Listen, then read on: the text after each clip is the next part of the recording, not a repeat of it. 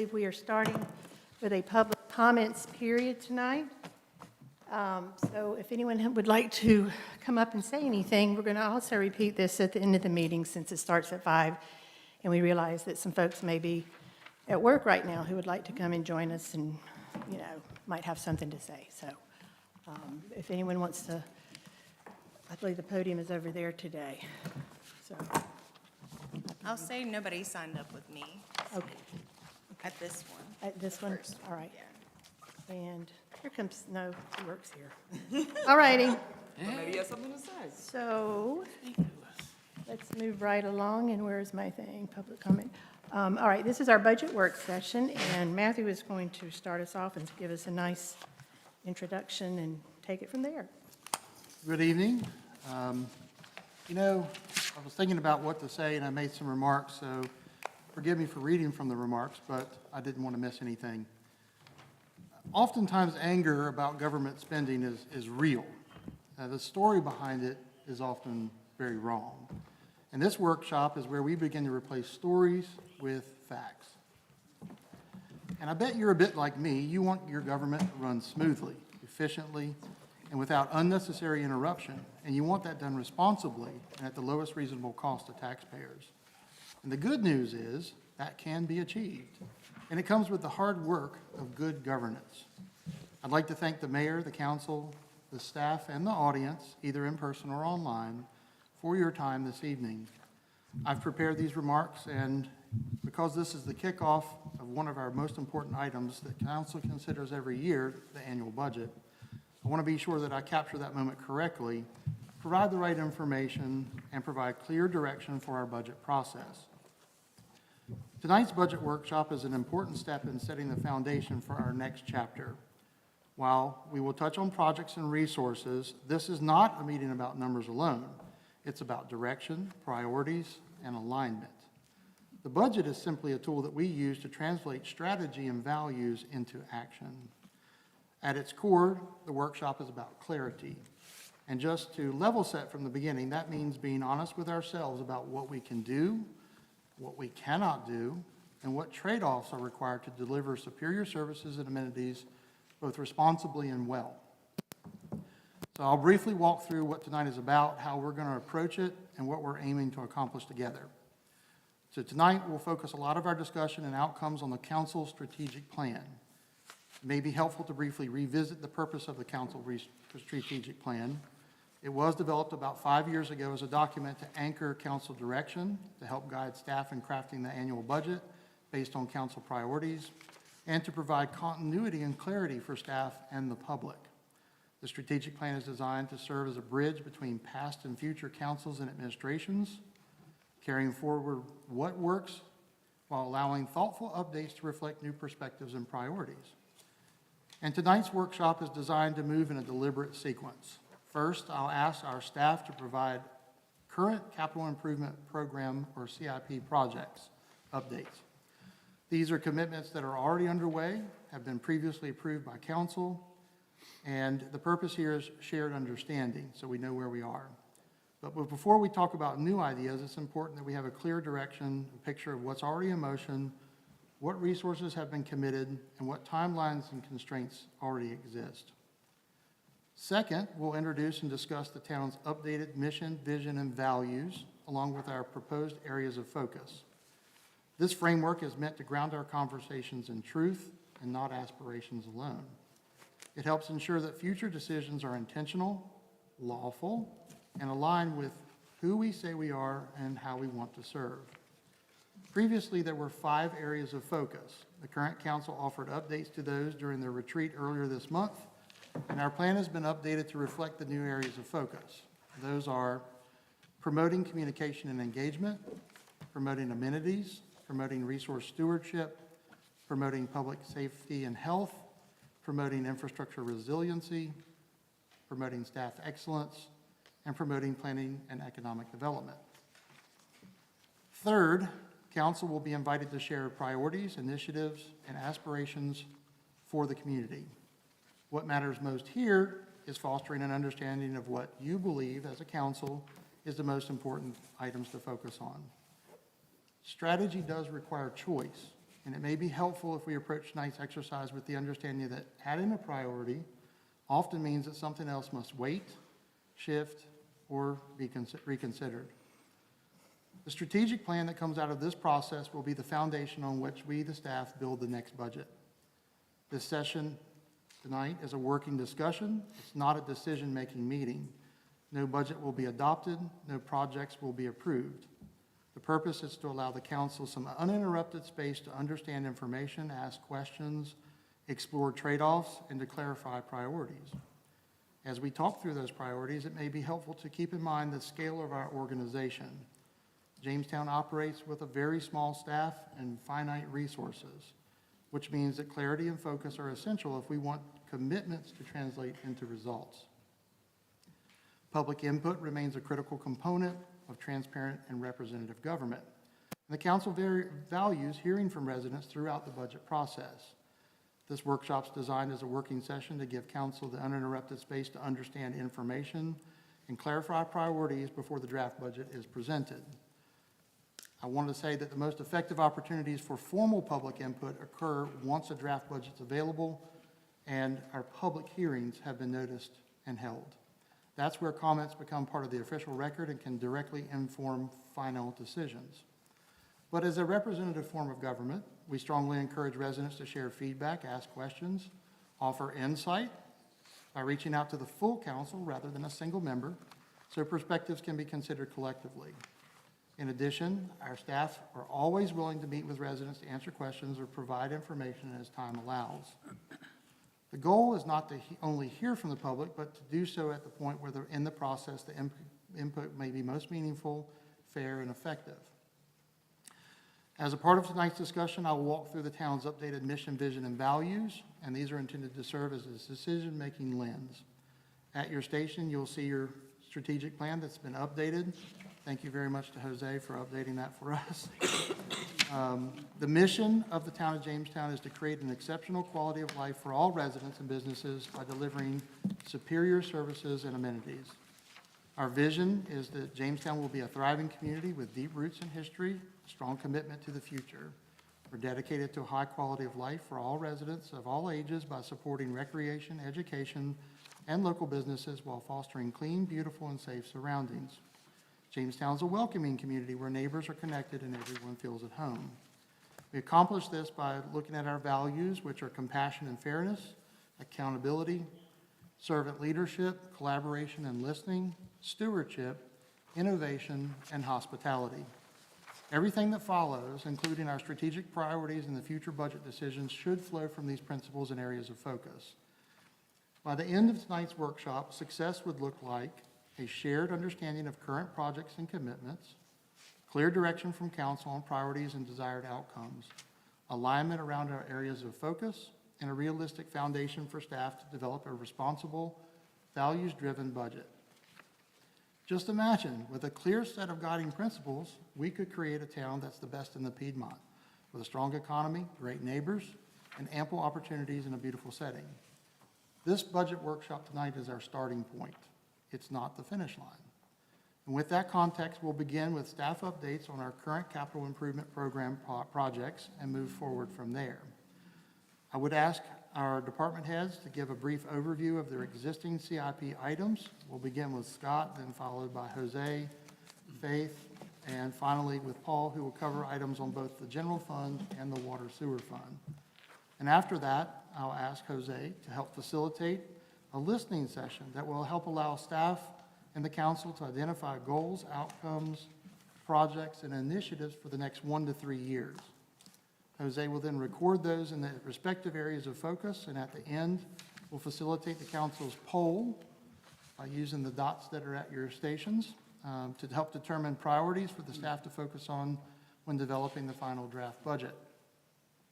At the conclusion of this meeting, staff will begin working in the background on drafting the budget, and our next scheduled budget meeting will be March the 20th at 10 a.m. here in the council chambers. We recognize that daytime meetings are not convenient for everyone, and we appreciate that reality. But when possible, workshops are scheduled during regular business hours to limit staff overtime, be responsible with public funds, and to ensure that complex discussions happen when participants are relaxed, rested, focused, and able to give important topics the attention that they deserve. This year, we've made an effort to host some of our workshops in the evening and to broadcast them live on our YouTube site when possible to help foster community engagement. Thank you all for your time, your engagement, and your willingness to do the hard, honest work of governing. I'm going to start with Scott. I'll ask Scott if you would. Yeah, sure. One question. So on our budget workshop schedule that we received before, it says that our next meeting is on March the 19th. Is it 19th? Yeah. That I must have, You said the 20th. I just want to make Apologies. sure that whatever the right. I will make sure that that is well advertised, but yes, if it is March 19th, I apologize, I looked at the wrong date. And then just, if you could give me and us some flavor about what we might cover on the 19th? I'm trying to think, because there's a lot of information here, there's projects that we'll go over, we'll talk about prioritization of certain things, and I want to see what the output of this meeting going into that meeting might look like, in just general terms, it doesn't have to be specific. Sure, so generally what we'll do is we'll do a, that is our proposed budget. It's not fleshed out at that point. We won't have all the data and information that comes from the state and other entities that we'll need to finalize the budget. Okay. So we'll be preparing a sort of a proposed budget for you to look at that point. We'll have some data. We'll start talking about, based on your priorities and goals that come out of this, what trade-offs need to happen to make those things work, and whether or not we can do those or not do those, or how we can best do those. So we'll have a little bit more in-depth discussion about where your priorities lie at that point. By April, we should have a recommended budget for council. It should be a balanced budget. Generally, we try to balance that budget and bring it to you in April. May will be the first public hearing, and that gives you a chance between April and May to make any tweaks that we need to make. May will be our first public hearing on the budget, and then that will rest until the June meeting date, which is when it would be finally adopted. Okay, so, you'll be presenting your budget to us in on April the 23rd? That would be a sort of a, it's not quite finalized at that point. I mean, we're still tweaking things up until the public hearing starts in May. I would like to my goal is to bring you a balanced budget at the end of April so that we can move forward from there. If there are not major tweaks, that is very helpful for the staff. Okay. And then at the May meeting, that would be the first public hearing for input from the public as well. Thank you, that's good. Sure. I'm going to ask to start with Scott. If you'll give us an overview of your current CIP items, then we'll move to Jose, Faith, and then finally with Paul. Thank you. Okay, thank you everybody for joining us. Looking at the CIP sheet, I'll try to give you the line item number as I go down. You'll have to bear with me, my eyes aren't as good as they used to. Starting with number 16, the golf equipment Toro, and these are current ones. The golf course Toro 4500 just came off a lease, and that one's been purchased, so that one's completed. 17, we did just paint the pro shop, just got it completed with the, especially since we were closed due to the weather. The number 18, the roof on the pro shop, I think we'll probably push that back. There's no issues with the roof, like we're not having issues like leaking or any of that, but we need to, it does need to be addressed eventually, but I think we need to wait until we figure out what we're going to do with the grill because of the hood and everything that's on there. The pump and motor, that's been an ongoing, that's number 19. That's been an ongoing issue. We finally did get all of our pumps up and working, and after years of not being right, and then we got struck by lightning, and so now we're in an insurance claim and getting that taken care of. What kind of a pump and motor is that? It's pump and motor for the irrigation system. So that's basically the lifeline of the golf course. It was 9 months to get the motor, and then when they came in and installed it, the motor was bad, and Rainbird has agreed it's bad, so we're waiting on the new one, but it could be 9 more months. So, but it's work in progress. The service truck, we're evaluating our trucks now. We have one that is a 2007. It's one of the oldest in the town fleet that we're looking at replacing. We may try to push that back another year. The trailer, number 21, that is completed. We needed a larger trailer since we are helping with the school fields, and we're renting those out. And to be able to take equipment, we were making 2 trips every time, and so it just wasn't practical. So that's done. The snowplow, we won't need that unless we do the truck. 23, the reels, that's current. We have done that, so now we have full set of backup reels for the greens. And the next one that's current is 34, the tractor. We just replaced a 20-year-old tractor. The old one had about 6,000 hours on it, which is pretty good life.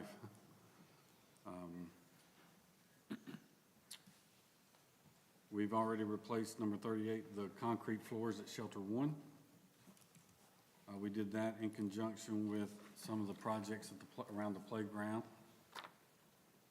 And the last one that's current on here is the storm shelter. Well, it's actually not current. We have it listed for actually a different year. So we have it listed this coming up year. And we have 40,000, and that's the one we did just here recently for about 2,000 with the lumber that we built, saved from the trees that came down. So we've completed that as of today. Oh, wow. And the other one that we did complete today, I think I skipped, was asphalt. They came out and patched some areas and completed that project today as well. So the only thing we're waiting on current is a drainage project that is on number 10, where we have a large sinkhole. We have a 24-inch drain that goes underneath the tee box, and it's created a sinkhole because it's failed. And we have a hole the size that a golf cart could drive into. It's so big right now, and our irrigation is exposed. So it's funded, and we're working on that. I met with 2 contractors last week, but that should be moving forward in the next few weeks, and we'll be finished with our CIP stuff. And when you mentioned number 10, you were talking about hole 10 on the golf course and not number 10 on this list? Correct, I'm sorry. Okay. Number 10. I was tracking the numbers. I was like, oh, what's that? Yeah, Paving. number Number 10, it's 28. number 28 on here, the drainage. You said you had some paving, I'm sorry, was that listed on here? Paving kind of stays on there because of our. But it's not a specific one on here, is it? Yeah, there is a number on here. There's 47? 27, paving car path. Okay, thank you, sorry. And I think you answered a question I was going to ask about sort of the, I guess, the x-axis where you've got FY 25, 26. That's everything that's currently in this year's budget, correct? And everything that's in 26, 27, that would be planned for, or at least anticipated to be planned for next year. Correct. The new budget that we'll develop. And some of those we plan on pushing out another year that we're not quite ready for. Thank you. Scott, would you elaborate a little bit about the storm shelter? Because I think that, I want to give credit to your staff for doing what they've done. Explain that project a little bit. I can't brag on them enough for what they've done, because this thought, when we were doing this current budget is when we started planning the shelter and doing it next year. But just to create a space where when we have a quick pop-up thunderstorm or heavy winds come up, straight winds, just somewhere where the golfers can drive their golf cart to, get under the shelter and take cover. And we have one on the front side, and it's been there the whole time, but we didn't have one on the back side. Well, when we were doing that last year and we had the trees taken down and had the lumber, we started brainstorming with it and what to do with it. And immediately that came up, and we're also looking at another little shelter over in the nature trail, at the new nature trail area. But in-house, we've been able to do that with a part-time person and then our full-time staff. The timing was perfect, but if y'all get a chance and want to come out and see it, they've done an amazing job, saved us a ton of money. Really, really proud of them for that. Thank you. Any questions for Scott about his current CIP items? Appreciate it. All right, Jose. All right, as far as planning, there is line item 1, 2, 3, and 4, which are the sidewalks for Oakdale Phase 1, 2, and 3, as well as Penny Road. They are labeled as planning, but if you have any additional questions, I may point to Paul Blanchard, as Public Services has been managing a lot of that project. One CIP item that I did request for this fiscal year was the Main Street Corridor Study. I know that's been a very, very important point for council. Now with Jamestown Parkway being completed, how do we re-envision our Main Street? Do we need a middle lane? How can we create it and make it more pedestrian friendly? So we'll be talking about a road diet, and we're currently scoping that out and work with a consultant to hopefully get that through this year. So we're really excited about that. But with that said, that may bring some new ideas to bring into the CIP in the next following years, whether it be a roundabout, right on Main Street or Guilford Road. That study will inform us and provide ideas in terms of projects. And then at the end of the list, you'll see, again, side path projects, 49 through 53, that are kind of listed here in the future. And of course, I'll be working very closely with Councilmember Jim Westmoreland. He's TAC and I'm TCC Technical Reporting Committee with High Point Metropolitan Organization. So we'll be working together and communicating in terms of getting some of these projects funded. I know there's been a lot of emphasis on completing the projects that we already have. That's actually an item on our strategic plan. So we're definitely focusing on the projects here. But do you have any questions about the projects listed here? Can you just give a real brief history of the Oakdale thing? I feel like I've seen that in the minutes and on the schedule and talked about for many, many years. Why is it going on, or why is that taking so long, or doing that? Paul, I'm sorry, I couldn't hear your whole question. The Oakdale sidewalk, it just seems like it's kind of been in process for about 100 years, and I don't understand, why is that? Just curious. Well, it's in 3 phases. Phase 1 is from really from Hillstone to Moore. Phase Hillstone to 2 Moore. is Moore to bypass, and Phase 3 is the bypass to Jamestown Oaks. Phase 1, it has been around a long time. There've been some changes with NCDOT. We've had the project approved in the past. Currently, they want some revisions. We've been evaluating that. It's been a concerted effort. And is it on one side of the street? Yes, it is on the east side of the street. You know, where the, like, starts essentially at the car wash at that intersection and heads up. It does not show crossing the railroad tracks. That opens up a whole new situation. Right. And there's been discussion about some track changes in the future. So, but I do think part of this meeting and future meetings will be to get direction about prioritizing that project, you know, because it is a multi-phase, different funding sources, and changes requested by NCDOT. And then also Penny Road, that one, where's that sidewalk going? It's in the early stages, but it'll be on the Jamestown side of Penny Road. It'll start really before the intersection, because the sidewalk currently does not go around the corner. It stops short of the corner, so it's got to go around the Like a little gas station auto at the place, U-Haul. yeah. And it'll stay on that side. It'll go down to the Camp Ann entrance, which is High Point's driveway coming out of City Lake Park onto Penny Road at the foot of the hill. Okay. And then High Point will, they're to connect it to the Bicentennial Greenway.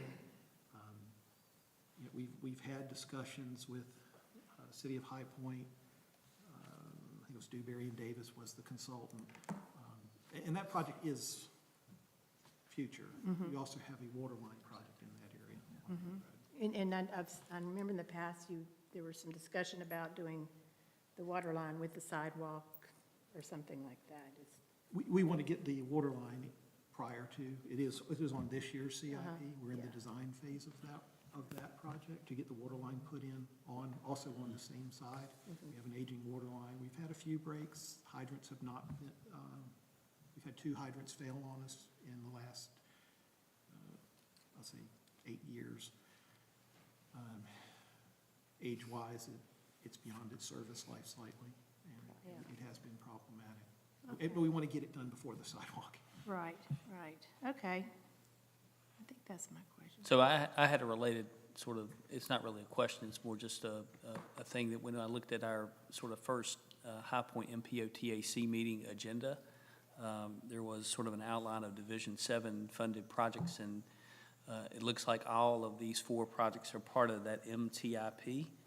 So I just talked with our former Councilwoman Wolf, and I'm going to try to get together with her and get together with you and figure out what we can do to secure that funding if it's not secured, or enhance the funding if it needs to be enhanced, so we can move things forward. But just point of reference for the council, all of those different projects are funded with, or could be funded with federal funds. And typically, that's a good thing for the town. I don't know what the match is, or if they're 100% support projects. Typically, they come with a match, I think, 20%. Right now, we're 80/20. 80/20. Anyway, they're on the MPO list, which is good. They're on the town's list, which is good. And we'll see what we can do to make them happen, so. And one more thing. The sidewalk on Main Street from Vickery to Millis, you know, the one that I just love, just seems so expensive to me, and I know it's being paid for with ARPA funds. And this has come up in discussion, so just, I guess I want to clarify and make sure I understand that even, it's just set. We can't do anything about it because of the way that the ARPA funds are structured. You get the funds were requested by a certain date and committed by a certain date, and then have to be completed by a certain date. Is that right? That's correct. So, that one's a done deal. Right, okay. It Yeah, would- I think the way I understand it from the manager is they're already committed for that purpose, and there's really not a way, if we were to go back now and decide that we didn't want to do it, we'd effectively lose the funding. That's correct. You would lose your funding, but you would also lose any money that you've already spent on the project. So we're on the hook for that, so. And is that going to be brick or concrete? No, I don't know where that information came from. It's No, always been concrete. I'm asking you, is it brick? You're saying it's, I didn't know. It's always been planned as concrete. We've been very clear about that. Excuse me? Okay. Thank you. Thank you. I had a question for Jose. Yes. I think I just zoned out or maybe just need to know.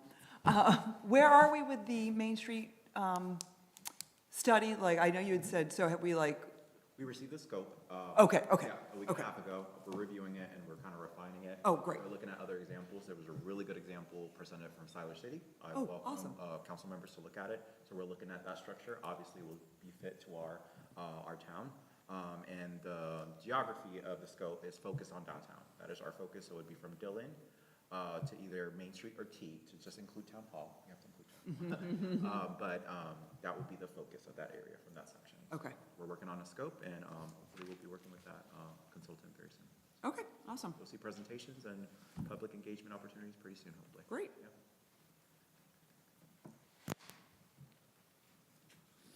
Any other questions for Jose? Very good. Faith, correct me if I'm wrong, but you don't have any actual CIP items from the finance department? You're just, but if there are questions for Faith, be glad to entertain them now. I think, my questions were probably going to be more related to the water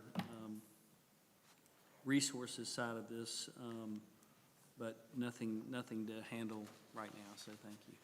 Just for the information of council and the public, one of the things that Faith has done a really good job with this year is we've been talking about this for the last couple of years, is finding a way for the council to have some forecasting ability so that you can take a look at what would happen if we changed this? What would happen if we changed that? And we've engaged with a financial advisor.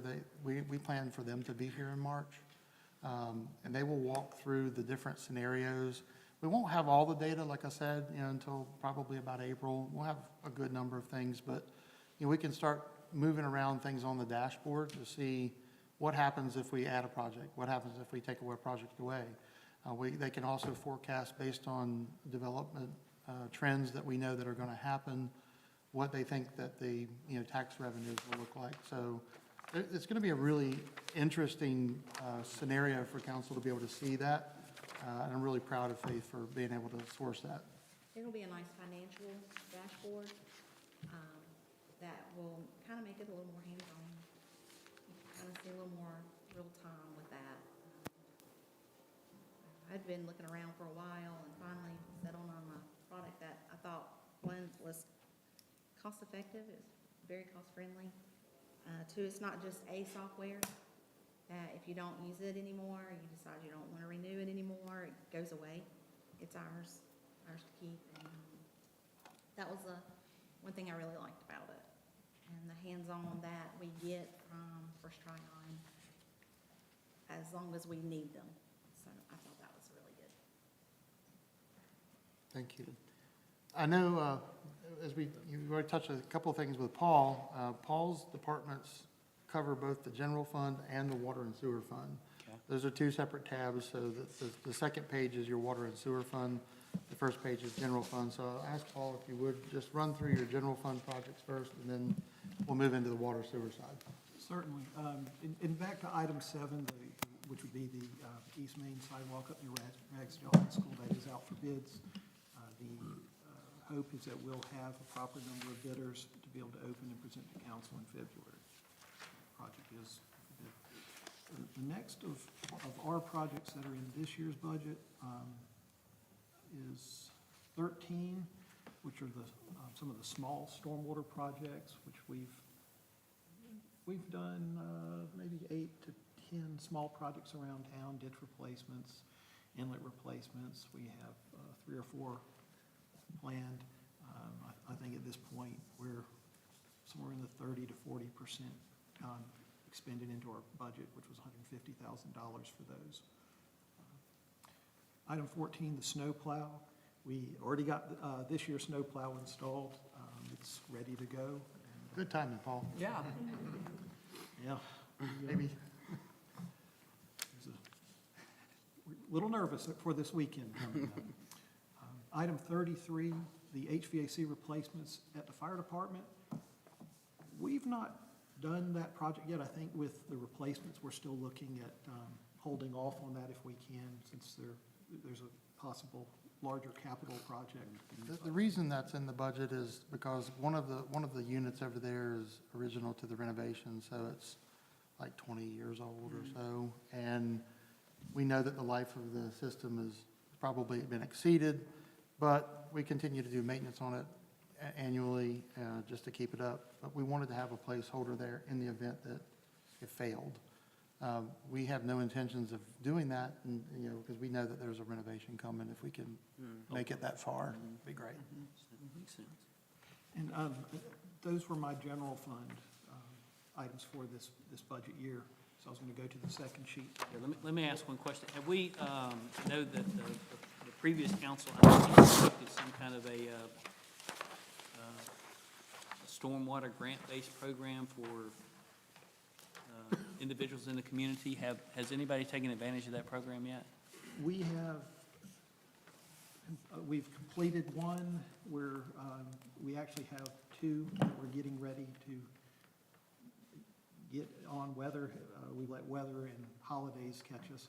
But we have a total of about 5 planned in the next few months. Of those small projects, we've also had Pikesville,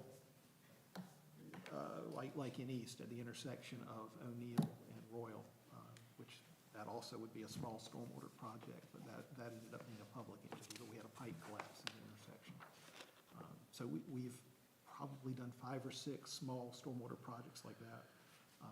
There was an inlet on Guilford Road that had collapsed that we recently replaced, and did some ditch lining work on East Fork Road. And I know we've done some work between, I think it was Woodbine and Quarter Path, and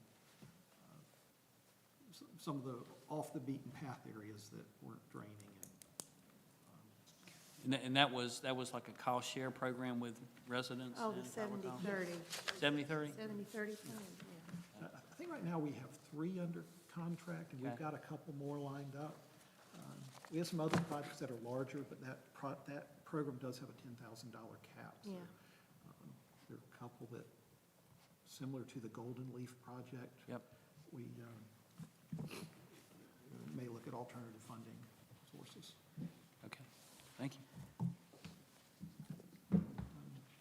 But with water and sewer, the top items, which is items 1 to 14, 15 is next year, those are our share of, we are we always say 8% partner with the City of High Point on the East Side wastewater treatment plan. It's 7.692, I think, is what it really, really want to go down to the numbers.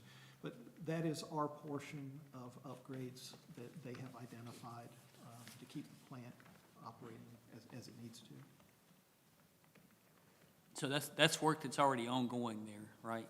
Is Yes. that part of what you see from the highway when you see cranes and stuff out there? Yes, some of those are completed. Faith and I were talking about it. I think she just received an invoice for something like today. You received an invoice from East Side Yes, or we the did. East Side improvements. We did. We don't have an on-site presence. We are a minority partner in that facility. Okay. And then dropping down, items 17, 20, 41, and 42, where we have like other water projects, other sewer projects, miscellaneous water, miscellaneous sewer.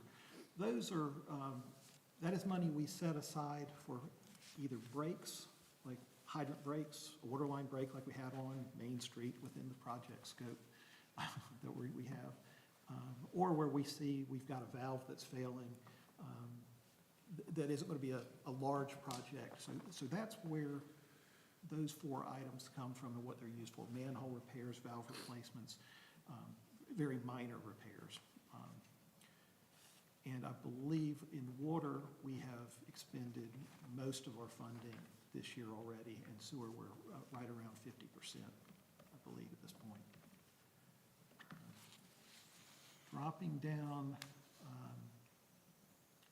item 18, we have not been, or we have not had a lot of money. I think it's around 6,000 of the 40,000, with some design assistance from engineers, that line item. Let's see, the Main Street water line item 19, that is, we're getting the contracts wrapped up. Rob's office is going through the contract documents so that, I think we're looking at a March start.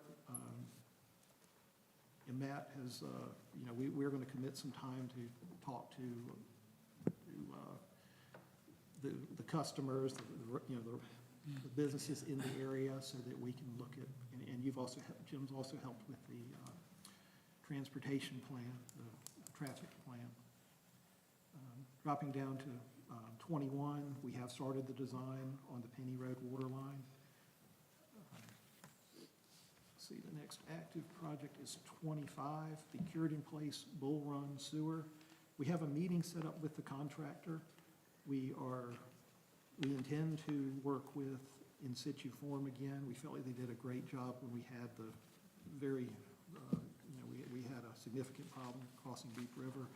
We don't have anything that dramatic at this time, thank goodness, but we have a lot of preventive maintenance we need to do there with some aging sewers.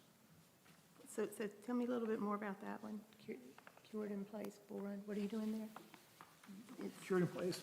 That one, the area we've identified is that it has clay pipe that was put in, I think in like 53. Yeah, It's had some repairs due to collapses or roots. Roots will get into break joints apart. And then we also had a sanitary sewer overflow when a tree fell across an aerial section and busted the top out of it. So this will go back and reline that outfall.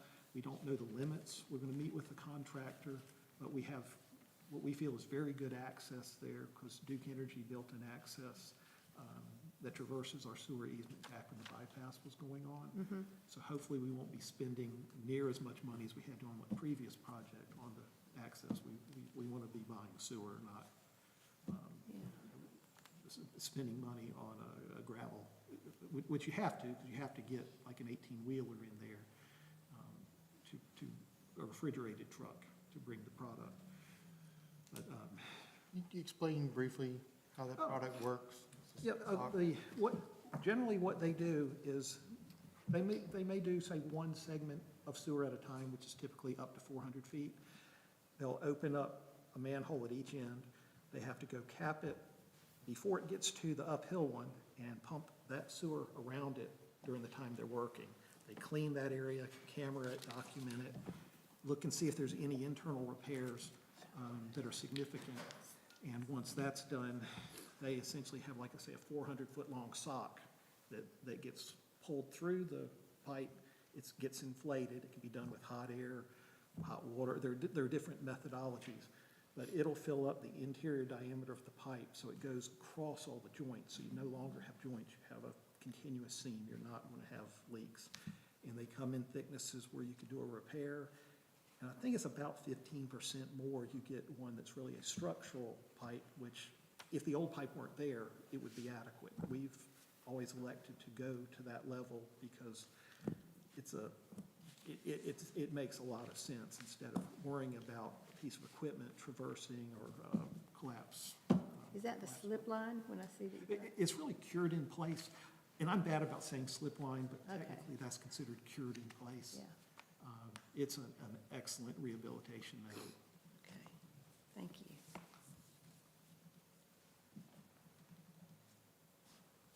Let's see, the next one down the list, item 31 is repaving some of the crosswalks. We have several crosswalks on Main Street that will be impacted by the waterline project. So the intent is after the Main Street waterline's completed to go back and reestablish those crosswalks as the water and sewer project is doing the damage to them. Item 40, the flatbed dump truck, we received that in December. And that truck has really been helpful. I'm a shameless plug, I'll try to be quick, but for those people who receive lead service line inventory notifications that we're looking into it, that truck allows us to be much more efficient with towing the heavy piece of equipment. It helps us do excavate, verify what the materials are, and take them on the list, because we'll be going around to each of those unknown sites over the next essentially 2 years to verify that we don't have lead service lines. We've never had lead service lines. No one's ever seen one, but you have to put eyes on it to verify. So, if it was constructed for a certain date, that's what that project's about. It's not a CIP item. It's Yeah, I staff. turned mine in. Have you gotten, so you haven't received any from residents saying they have lead pipes or they know? No, we have not. Jamestown's never had it as a specification. We've never had any like repairs of it. Right. We do find some occasional galvanized on the customer side, but that's even unusual. We are so heavily copper, which is a great product. Even these really old houses, some of these, They're typically copper. wow. We're in the mill area, finishing that area up, and we found a couple of galvanized services, but there've been some that have been, the house side had been replaced with PVC, but Very interesting. and we received a vehicle replacement, which is item 32. That's been received. And that is it for the water and sewer items in this budget year. Paul, Yes. when, oh, Go ahead. No, you oh, go. sorry, go ahead. No, you go. Paul, when you said we've expended 100% of the water so far, does that mean, is that what you said? We're close. We have between, what is it, item 19 and item 41, miscellaneous water. We try to set aside money for repairs, because we know we'll have some. We don't know where they'll be, or, they're like a thief in the night. This year, we might not be, quite have spent 60 yet, but we're getting close. Oh, okay, okay. But we usually, we're looking at department budgets where we can, we'll be able to, we should be able to make all repairs the rest of the year. Okay, But okay. it could have, you know, and that's where you get into the finance side. And Yeah, Faith is very helpful, and which will help us figure out what we have to do to get through the year. okay. But we still look like we can pay for Yes. unexpected things unless Yes. they're like Like I said, catastrophic. we try in a perfect world, you want to, have, Right, yeah, yeah, here yeah. you want to be at 50%. Yeah. But we're above it on the water side, but Okay, we will do everything to stay within the I- budget, well, or yeah. we'll be coming and talking to you. we all want water, so, Yep. We don't have a choice of not fixing things. yeah. You've got to do it. So my two questions, one was for Faith, in terms of, identification of these things being either financed through the city of High Point or the Water Authority, what does that look like for the town, or do we have options on that yet? Well, we're kind of still in the early stages. They've given us numbers. We've got 20% set aside. I'm trying to maintain at least 20% put down in fund balance, so, or net position, since we're talking about water sewer. So when I look at every budget, I look at the net position, what do we have available?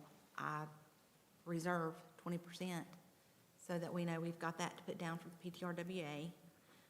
Anything there and above, we're gonna have to probably finance, and they're working on that piece. So we would just finance along with them. I think our other partners may be doing the same, but I don't wanna speak for them, because Yeah, I don't know. yeah. But, And when you say finance in this sort of status of capital projects? Debt. Do what? it would be debt. Debt financing? Yes. So something that would last, 20 years? I think that Spread would out. be up to PTRWA and how long they get it, but I wouldn't think no more than 20 years, Okay. right? Yeah, because I'm looking at this for next year, and, between what's proposed with the pump station project and the expansion of the Randleman Reservoir Treatment Plant project, that's about $8 million in cost, and I'm like, well, I don't have $8 million to do that, so I That's think we got a about good right. financing strategy. Yeah, and that's why we were, the prior finance director, she was aware. So, she started also putting money back, capital reserve fund and Yep. such. Yep. And so I've just been maintaining that, and with the mindset that we are going to put down at least 20%. Okay. If Water the time- sewer capital reserve fund? Yeah, Okay. yes, if the time comes, and we can put down a little more, 25, that would be at the discretion of you, of the council, to decide that. It just depends, but definitely minimum of 20 that I've saved. Yeah, and my other question is not, we don't have to answer it now, but it's just sort of a thought about, service rate implications and what that looks like for, We actually have gone through a study with Raft Hillis. We have the findings. I think they're going to show up at one of our budget meetings to discuss that. That was one of the things that when we were going through and building this financial dashboard, First Tryon had worked with Raft Hillis on many other projects. They were able to build their rate study into the dashboard. So, and that was like a 5-year plan that we did with them. okay. So take it into, they took our CIP and took the growth that's coming in and factored all that into the rate study. I'll be that they've looking done. forward to seeing it. Yeah, I think you may be happy with it. Okay. They did a very good job. Okay. We'll try to get them here in March as well, because that was built into the financial dashboard, as she said. So it'd be great that if there are questions, that we can address them all at the same time. Yeah, I felt the need to do a rate study. There hadn't been one here that I was aware of. And I thought it would be good with all the projects that we've got coming down to make sure that, number one, we can continue to keep water, sewer financially stable.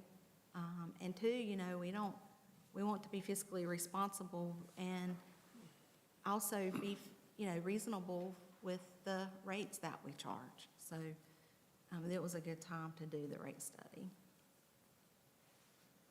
Thank you. Anything else for Paul? I did have another question, and Paul, these are hard to read, but I am very much appreciating this magnifying ruler that you have lent me here. Is the reverse osmosis stuff on here, or is that something totally separate? That is part of the Riverdale pump station. Oh, okay. Build.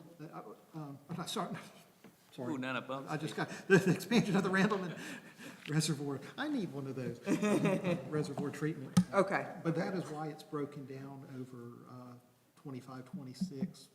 We don't really, I'm not trying to speak out of turn, but I think generally we don't really have a schedule of when we're going to be receiving bills for our portion of Okay. that. So we, East side?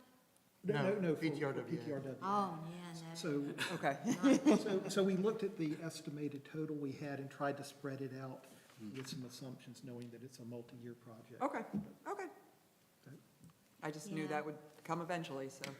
Has their project started, or is it going to start in 2026? Do you know? I mean, I'm sitting here contemplating what I think I know about their regional plan and some of their recommendations, but also, there may be a component of something that they're doing now that, I don't know, maybe you know more about this.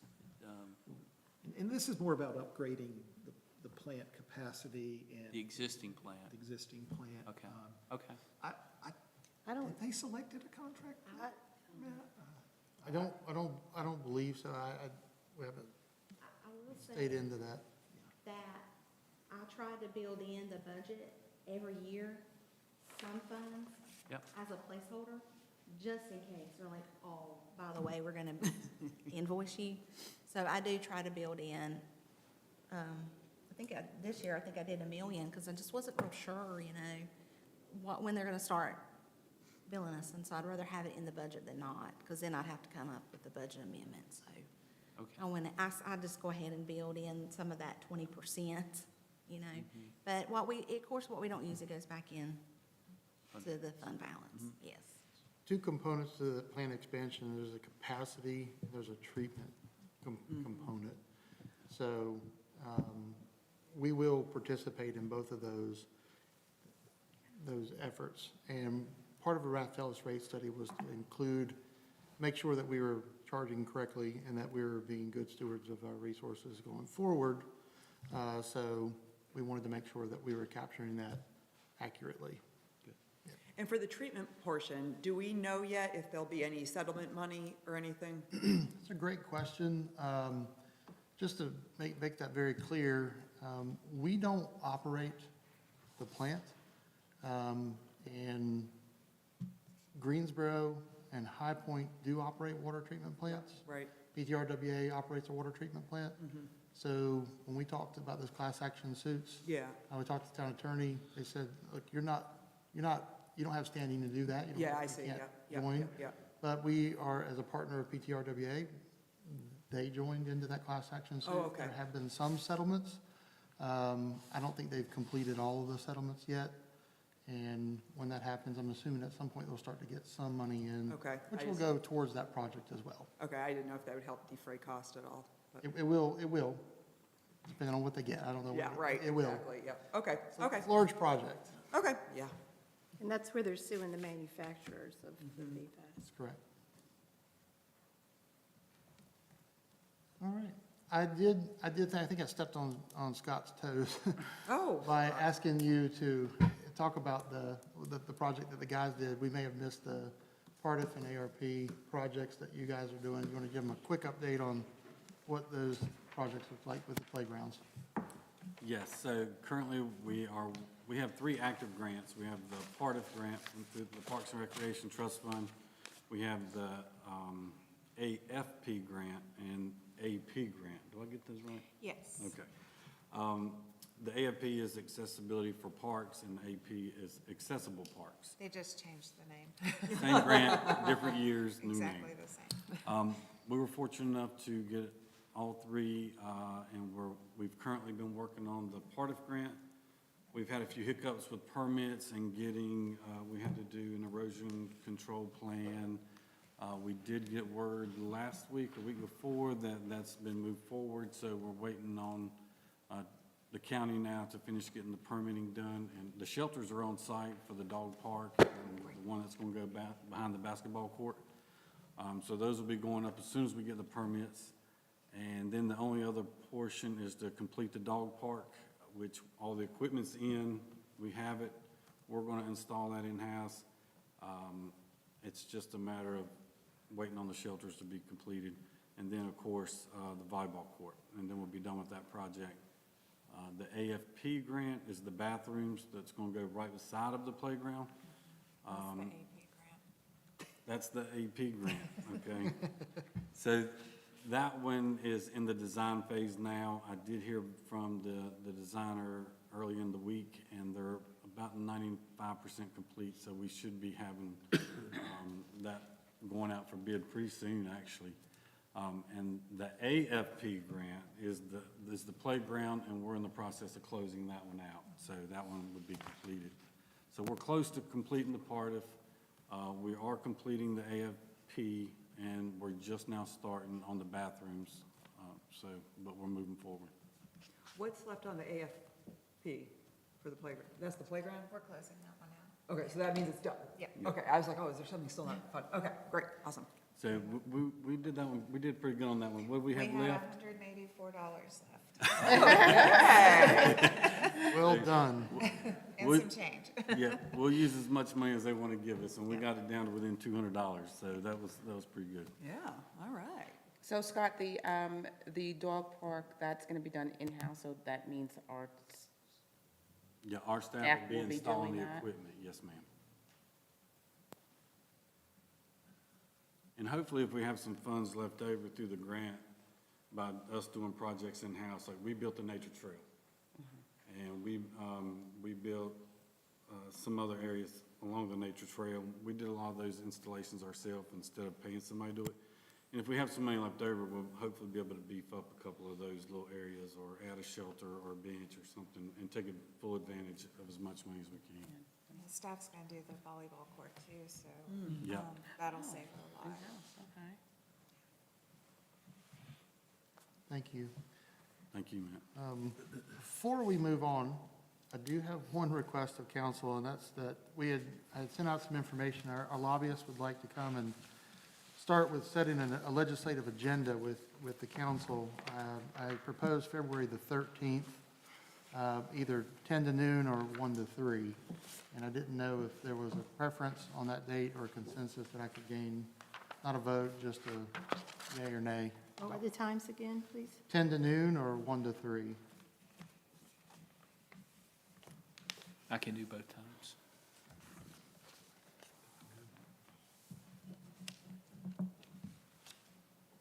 I'm not here. I know you're out of town. Yes, that's correct. What? Well, you know what I'm gonna say, 1 to 3. 1 to 3? Mr. Gibson? I'm good. I'm checking with my scheduler, my wife, so. I Mayor, do think you have so. a preference? 1 to 3 is fine with me. Okay. 1 to 3 it is, that's good. All right, I'll alert them to that, and we can go from there. If there's any pre-work or anything, I'll ask them for that, and I'll send it to you. Jose was going to ask me to do an overview of the strategic plan, but I think I did that. I think I did that for you, but do we need any type of break or anything? Would y'all like a break before we start, or you wanna truck through it? Okay. Okay, Very good. perfect. Great. Thank you. If you want to go ahead and provide an update on our new additions to our focus areas, just amenities, and then I'll take it from there. So, yes, the focus areas that and they're actually posted back here, the rough first draft was posted. Council did this as a part of their retreat a few weeks ago, and there used to be 5 focus areas, and then now there are 7. And they didn't change dramatically, but it was a little bit of a clarification. First one is staff excellence. We're committed to promoting, and I will say staff excellence, communication and engagement, infrastructure resiliency, public health and safety, planning and economic development, amenities, and resource stewardship. So those 5 areas of focus, those are things that we use to put our goals and outcomes kind of into under those classifications so that we can better organize them when we go to look for budget stuff. Any questions right now? Great. Jose, take us through Right. the strategic plan. Thank you so much. This is the second year I've been doing this, and first of all, I want to say kudos to the council and staff. I've worked in a lot of local governments that may have a strategic plan, but they don't visit it every year. So it appears you guys do that every single year, so kudos to you all. And there's some units of governments who don't have a strategic plan, so it is good to always have a touch base every year to do this. I love facilitating. That is one of my favorite parts of planning. Just hearing all of your distinct opinions, voices, and perspectives, and coming up with a singular vision. So I love doing these exercises. So I just want to walk through the agenda. So what we'll do is we'll do a status update with staff on all the goals that are remaining and kind of explain the status. And then from that, we'll try to move through that pretty quickly. That way we can get to the fun and exciting part, which is the new ideas and coming up with new visions. That's my favorite part too. And then we'll have some exercises there. So I'll go ahead and start, and I may call on some staff. We'll start with staff excellence and goal C. And just FYI, I did reorganize all of the goals into the new areas. So you might have seen some goals that were before in infrastructure. They're now in amenities. So I kind of made the judgment call. This is a draft, a strategic plan, so we can move them in areas, but I took a lot of what sounded like amenities, and it was in the infrastructure section. Now I built it in the amenities section. The same thing with resource stewardship. There was one item that is complete, that's why it's empty on your draft plan. But we'll go ahead and start with C, or 1C, complete and update pay classification study. That was a new goal that was discussed in January 2025, and it is currently significant progress. So management, would you like to touch on that at all? Sure. Something we do typically every, 3 to 5 years is update our pay classification study. We had done one probably about 4 years ago, 5 years ago. And the previous council had directed us to go ahead and try to get an update on that because things are moving pretty quickly in the economy right now. So we did go back to the same group that had done the original one. And since they didn't have to do updates to a lot of the job descriptions and actual classifications of pay grades, they just gave us a quick and dirty overview. It's much less expensive to do it that way. And they have given that information to us, and we're working through that to help build the budget. Great. Moving on, engage with partners to provide quarterly reports to council. That is moderate progress. On that, or you want to keep just moving? So just like when Scott stepped out for a second, but when Scott, you guys work quarterly reports to council for, like golf course reports and things like that. If there are other quarterly reports that you're looking for, we'd be glad to discuss that with you.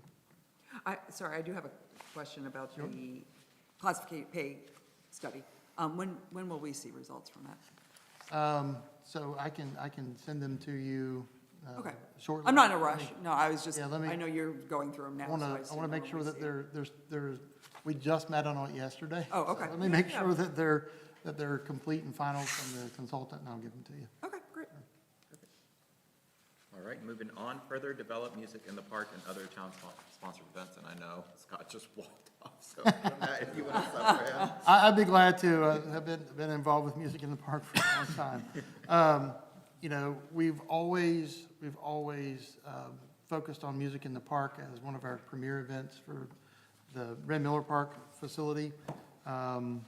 We continue to try to look at partnerships with High Point Arts Council, for example. They've always, the last few years, have worked with us to promote one of their events and have paid a good portion of the band cost for their event.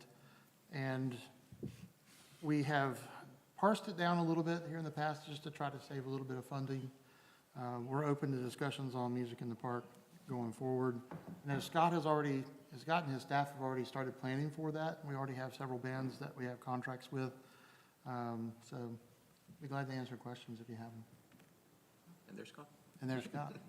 Not so much a question, just, two things. It is a significant component of attraction for the town in terms of folks who, not only from our community, but from other places come to view it. So, from a resourcing perspective, I've got sort of a thought and idea to look at, are we at the point that we may benefit from having like a promoting sponsor of the event? And, you know, we have certain entities in town that may be interested in doing that. We have certain entities right outside of town that sponsor other things significantly in the community. So, you know, for instance, if it costs $40,000 a year to put on music in the park, and we're able to get a sponsor, promoting sponsor that wants to support it for an additional $10,000, and we can either use that money to underwrite some of what happens this year, or use it to maybe enhance some of the acts that we have. So just an idea. I think that's an important part of what we do, and I've heard it a lot from folks in the community about wanting to expand the use of that venue. And some information from Matthew, it's, you know, it's only so large. It looks like, you know, it could probably accommodate, I think Matthew said, up to 6,000 people, and that probably has us closing down the street, but, you know. Definitely closing the street. It is certainly something that I want to continue to work with this council to help promote, and, you know, resourcing helps, so thank you. We've had that discussion, I appreciate that. Scott and I sat down actually today and with Faith to look at our current sponsorship policy and to see if that needs to be beefed up or whatever. And so we have sent that over to Rob, and he's currently reviewing it. And we may be bringing back an update to that sponsorship policy that will allow us to do that fairly and equitably across the entire community. One of the main concerns that I would have is that we want to remain on brand for the town. We don't want to, you know, we want to make sure that we're legally protected to be able to say yes and no to certain potential sponsors. Yeah, So yeah. that's all. I got it, thank you. I think it's a great idea. Yeah. Yeah. I know we made June work last year, because last year we cut June out of Music in the Park, and then you made it work. Are we able to do June again this year? Yes, ma'am, I believe so. We have been in contact with High Points Arts Council, and they are interested in doing it, and someone recommended a band a couple years, year before last, but we were already booked for the season, so we don't have them under contract yet, but we've been negotiating Okay. price, and I think we'll be able to do that. Awesome. Well, I want to add that the recommendation of the band, I believe Matt, and I want to say Rebecca Rayburn, and I want to say Katie backed me up on that, because they got to hear this band. It's always a plus when they come recommended, because we do get a lot of calls. I probably get 5 or 6 a month from bands, and nobody's ever got a promo anymore or anything, and it's hard Yeah. to tell if it's a good fit, so Yeah. it's definitely good to have that information. I've already talked to Jim about my idea that I never got off the ground last year, to have the Ragsdale Band or a subsection of the Ragsdale Band perform as like an opening act. But Jim having his in at Ragsdale High School, I think is going to be more successful in this endeavor than I am, so. Yeah, we'll I think we'd be definitely work happy on that. With the orchestra or the band, and Yeah, that'd be great. I would love to have, they have a mariachi band there now, so, thank you. I would love to have a mariachi band, but that's just, my preference. But I know they have jazz band and they have lots of things, but. So May event, Cinco de Mayo. Yeah, exactly. Exactly. Maybe we'll have a whole Cinco de Mayo event out there. What day is that of the week is that on this year? One of the things. Who cares?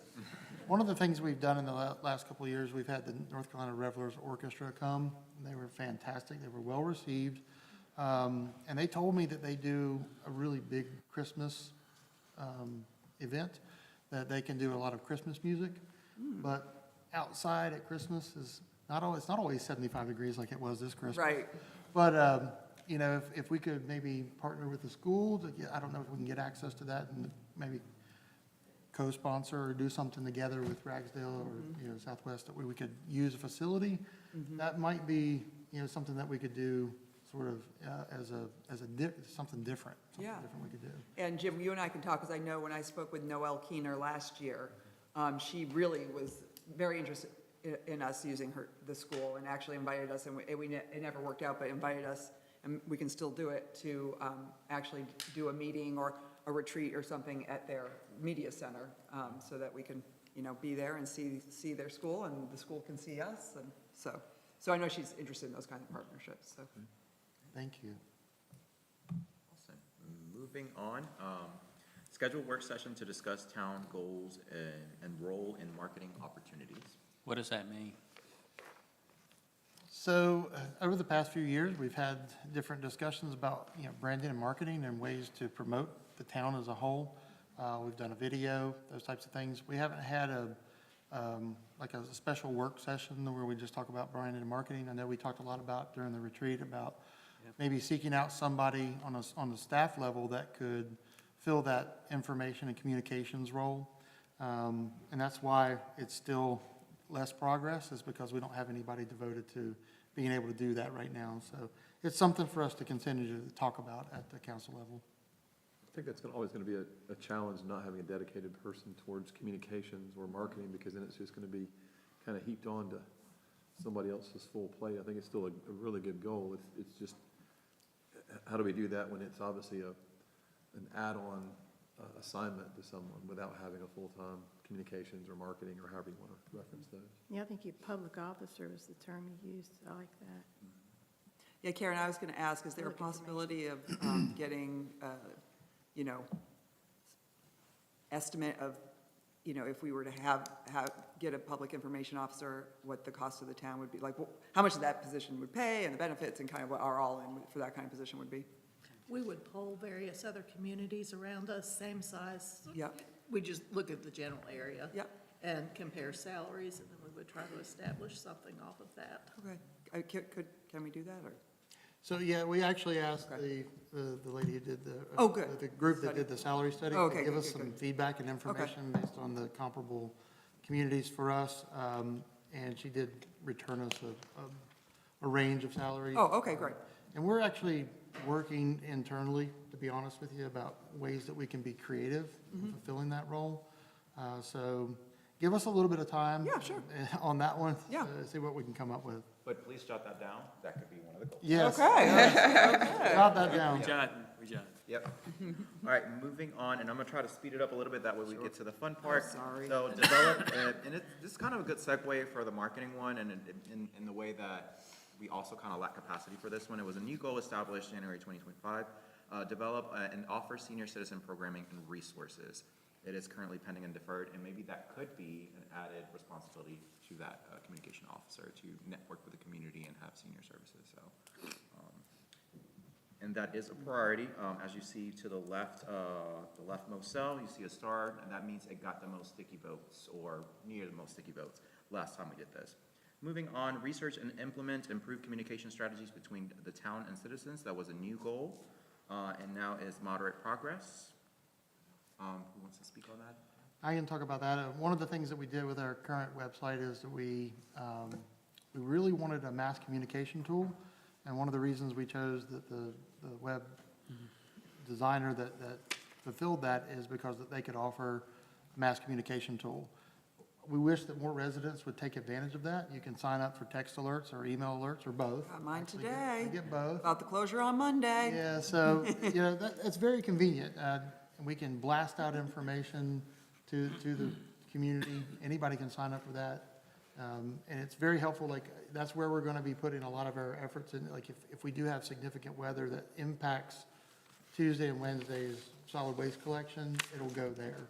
That's primarily the reason we have that type of tool. So we are trying to improve our communication between the citizens. Certainly, if we had somebody who was dedicated to it, they could be more creative. Sorry, look, I have questions, comments on all the things. I know there was some conversation, kind of informal conversations had here or there. Maybe we talked about it formally in a meeting. I can't remember. That kind of came out of, the petition, and when we kind of talked about, like, what was kind of at the crux and what we could do, and one of the things that we had talked about possibly getting going was a citizen advisory committee. And I was wondering if that might be something that would fit under there and something we could look into and how that would work and. Jot that down. Okay. I don't want to steal your thunder. Okay. And just FYI, we have a lot of sticky notes, so if some of the Oh, things okay. we're talking Oh, about. let's put is them all on the sticky note, okay. Resonating new ideas, jot them down. You should have some pens on your desk, and then I also dropped off index cards if you need a little bit more space. All right, we'll move on, and I'm gonna kind of do these in sections, that way we can move forward. If there are any questions, just Just wait until I finish that particular outcome and we'll be able to answer it. Sarah, stop talking. Not towards you. I just want to get to the exciting part. Repair, replace golf course irrigation system, bunkers, and cart paths. That is currently moderate progress and is still moderate progress. Work with PSFD. Pinecross Sedgefield. Pinecross Sedgefield, yep. To create a plan for fire station improvements that is currently at significant progress, it still is. And a new goal added last year, complete current capital improvement projects before adding additional projects, and that's in moderate progress. That was mentioned last year, that we really want to finish our current projects before we add any more. Are we okay to move on? Are there any questions? I got nothing on infrastructure, don't worry. Okay. All right. We're moving on to public health and safety. This was also a priority, enhance the pedestrian friendliness and safety of Main Street downtown. It's a new goal, and it's moderate progress. I can speak to that since we are starting the Main Street corridor study, and we're kind of early on in that stage. We felt comfortable in making that moderate progress, and there has also been some sidewalk projects that have been completed since then and now. So we've improved the pedestrian friendliness of Main Street and downtown, and we will continue to do so. Also, another new goal added, evaluate street lighting in targeted areas, and that currently has limited progress and unscheduled. So we talked about We did. that, Yeah, didn't we? yeah, and that's why it's there. No, I'm just saying, is there any way we could move it up some kind of way? I mean, because we talked about it like a year ago, and I know that's been a concern, like, For sure, yeah. okay. That's what- And for safety reasons and, Absolutely. yeah. Yeah, and if you have any particular areas that you're thinking about, definitely we can discuss those, and maybe we can do a study and a map, and then work with public services in terms of what we can do. But yeah, definitely at the end, we'll have the sticky dots to prioritize. Definitely put a sticky dot on that one. So, Jose, a lot of the things that we talked about specifically in that session are not on here, and I noted you had mentioned they've been moved around. Is this it, or will we have a chance to So, add and that's this? why I brought the document, so I did not include this, because I wasn't present at the session, so I did want to bring the notes that you guys there, so I put them back there. So when you create your new goals, you have at least background information, what you talked about at the last session, and then those two posters, I think, were it. And so then where do we put the new goals? You will put them here, so. We'll all have a chance to go up here. Exactly, yeah, I have a sheet just for the new goals, but we'll do the new outcomes for the new areas, and then we'll get to the new goals. So just for clarification, it'll all go up there. Jose will be our I will scribe. collect- I will collect. the stickies. Yes, he'll collect the stickies and facilitate that. Absolutely, yeah, thank you, Matt. All right, and now we're on the last page. This is the planning section, so I'll be able to talk about this. This was a priority, review historic assets and create plans to preserve and protect them. That's still in limited progress. And then the rest were new goals added by council. Seek grant funding to complete projects included in the BIPEP plan. That's a new goal, and I'll be working closely with Rebecca, and she'll be seeking grant funds. And actually, we had a meeting yesterday with NCDOT about a potential expansion to the side path off of Guilford Road, from Eastport to Guilford College Road, to extend that 5 feet more. So we're really excited about that opportunity. Again, it's another project that we can add to the CIP later on, and that's with the 20% match. So we're super, super excited about that, because I see people walking and biking along that a lot. So that will have a more comfortable space for people who don't want to bike on the road, and allow a lot more space for pedestrians and bikers. Just moving on, support Main Street downtown economic development and improvement, limited progress. And then I'm going to couple that up with consider and plan beautification and aesthetics improvements to downtown and Main Street. It's still limited progress, but again, we're starting that Main Street corridor study, so I'm confident that by next year we'll either have a moderate or significant progress on that. I am also going to couple up schedule UNC School of Government training for planning board and council. Our idea was to have a combined planning board and council.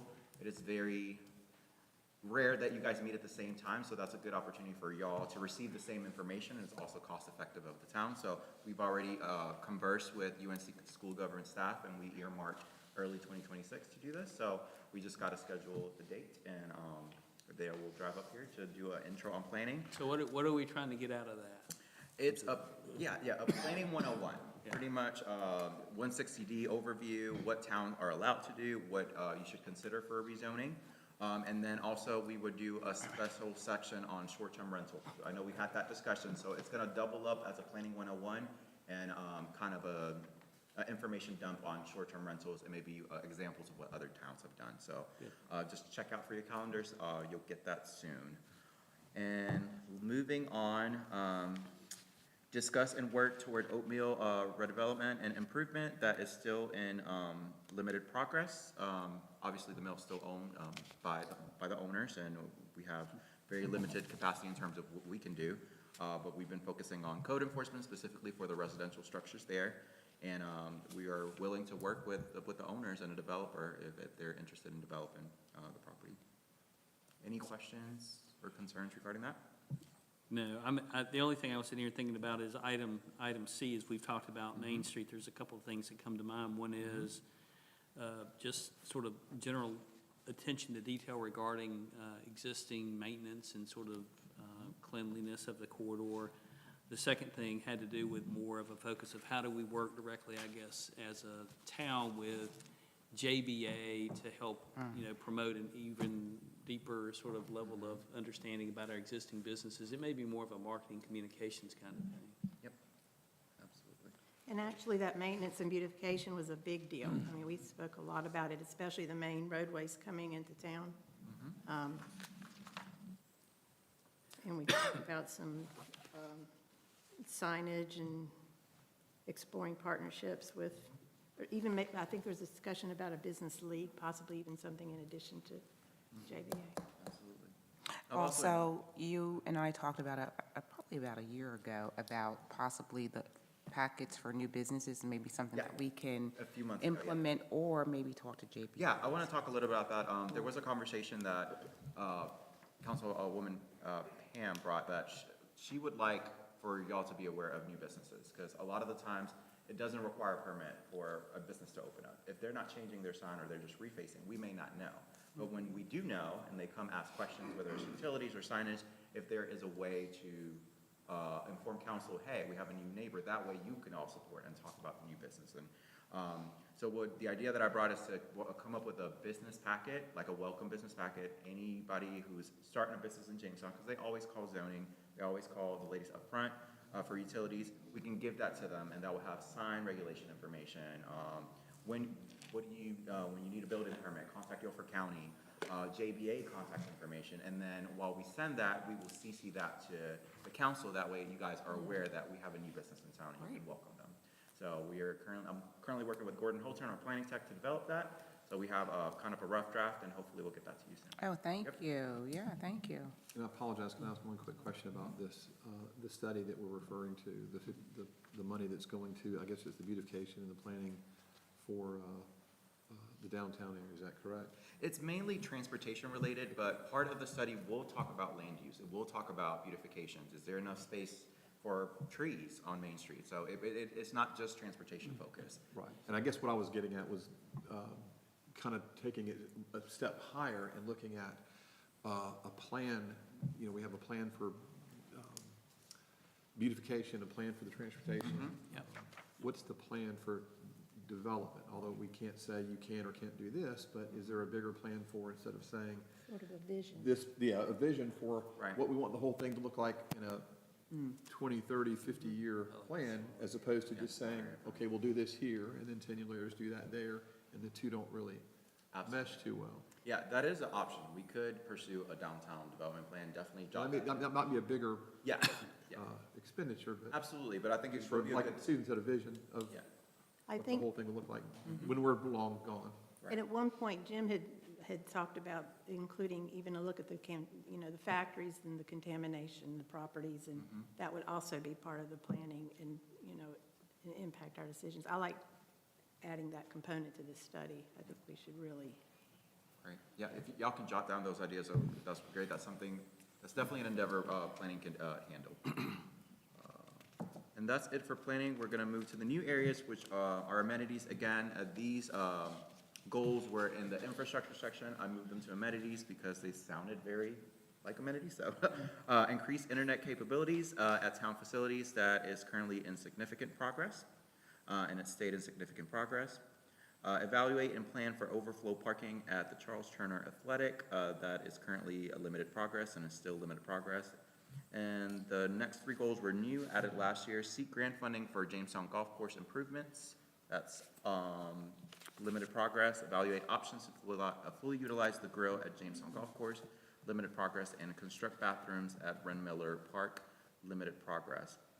I did want to add, I did create some outcomes for the new areas.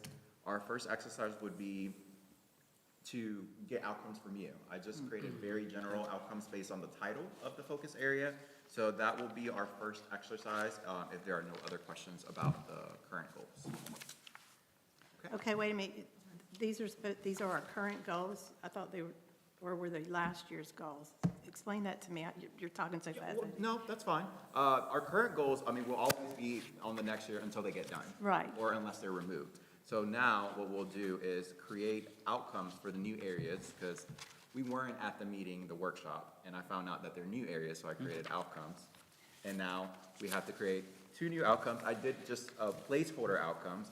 After we create the new outcomes or just come up with ideas, then we will create new goals to add to this list. You want to read like outcome 8 under amenities? Sure, yeah. Just give them an idea of. Yeah, ensure development, maintenance, and enhancement of public amenities that support quality of life and community well-being. That's the outcome that I wrote for amenities. There could be another outcome or a third outcome, as other areas have multiple outcomes. So that's just a placeholder so I can organize the goals. And then for resource stewardship, implement responsible management of financial and operational resource to ensure long-term sustainability and community resilience. The reason that is empty, there was one goal there, but it was completed, and you'll find the completed goals in the January 2026 section, if you need to reference those. Okay, yeah, that was a really big section. I mean, that was one of our top priorities, the resource stewardship. Yeah, we'll we'll come up with create some goals for goals. those, yeah. Since it's a new area, we don't have goals for those. So the idea is that the outcome is sort of your general guiding principle. Your goals are the ways that we're going to meet that outcome. Either with projects, initiatives, projects, things like that. Yes. I do want to say something about Ren Miller. We are talking to our lobbyist about that to see if we can get funding from the state. Hopefully. That's one thing they are working on for us. If not sure how that's going to look. If we're going to have more events at Ren Miller, we may want to consider either, debt funding, or do we want to appropriate some fund balance, if available, to maybe move forward onto that, because it would be nice, to have that. But we are discussing that. It's just a slow process. And it's definitely a safety concern with having the music in the park at some of the events, with people having to cross the road to come over to Town Hall. And so that's one of the big reasons we'd love to have the restroom over there. Well, and now they bring in the portable, is that right? We do bring in 4, but we bring in 4 porta-johns and open up the Civic Center here in the back for these restrooms. I think it was even more complicated during the largest event that we have, which is 80s Nation in October, because the primary that was going on, Town Hall was Right. closed. We could not open this facility up. Board of Elections takes over this room. So we had extra porta-johns, but it was still, it is complicated. Are there events other than music in the park that would require bathrooms at the park? Absolutely. I mean, it depends on what we're willing to sponsor and what we're willing to do. I know some other people have had events at the park with the council's permission to do different events. And, in those particular cases, we were not able to open up Town Hall for the use of restrooms. We encouraged them to get porta-johns. Oh, yeah. Then we had a couple of market events, right? Say that again? We had a couple of market events Yes. recently. Yes, so those were, that's financially cumbersome for people who want to use the park. So having restrooms in the park has been a really big goal for us for a long time. And we actually have, the public services staff have already done the water and sewer infrastructure taps that are there. We just need to get enough money together to build the building. And I will say, just in general, there are a lot of people that do use Ren Miller throughout the day. They walk their dogs, there's kids that play, and, you know, it's great they can come to Town Hall when we're open to use the bathroom facilities, but it would be nice just for the public, when they are over there, to have a place they can use the restroom. You know how it is with kids, they gotta go, they gotta go. Right.